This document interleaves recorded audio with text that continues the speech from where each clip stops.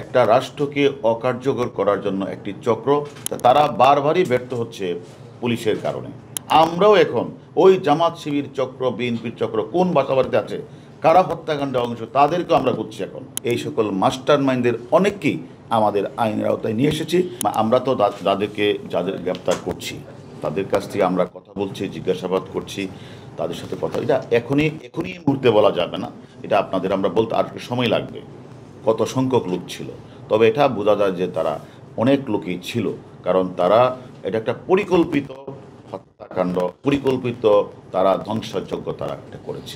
তারা মনে করেছে যে পুলিশ সবসময় সম্মুখ যুদ্ধ হিসাবে কাজ করে, ৭১ সালেও করেছে।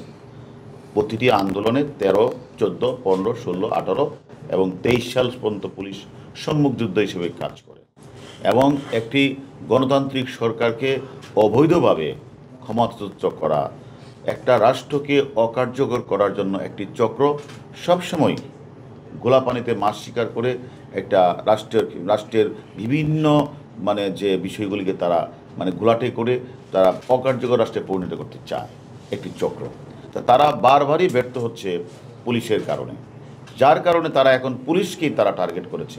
শুধু তা না, পুলিশকে যে পিটিয়েছে বা মেরে হত্যা করে তা না, তারা অনেক বাসাবাড়িতেও গিয়েও তারা কিন্তু পুলিশ সদস্য আছে কি না তারা সেটাকেই করে। আমরাও এখন ওই জামাত শিবির চক্র, বিএনপির চক্র কোন বাসাবাড়িতে আছে, কারা হত্যাকাণ্ডে অংশ, তাদেরকেও আমরা বুঝছি। এখন তারা কোন বাড়িতে আছে, যে বাড়ি থাকবে সেখানে তাদের ধরে নিয়ে আসবো। আমরা ঢাকা মেট্রোপলিটন পুলিশের আমরা ডিটেকটিভ ব্রাঞ্চে কাজ করি। আমাদের মূল কাজটি হচ্ছে ক্রিমিনাল অফেন্স যখন সংঘটিত হয় সে সকল অপরাধীকে গ্রেপ্তার করা, গ্রেপ্তার করতে গিয়ে সেখানে যদি গোয়েন্দা তথ্য দরকার হয় সেখানে আমরা গোয়েন্দা তথ্য ইউজ করে আমরা যারা এই অপরাধটি করে তাদেরকে আমরা খুঁজে বের করে আইনের আওতায় নিয়ে আসা, এটা আমাদের কাজ।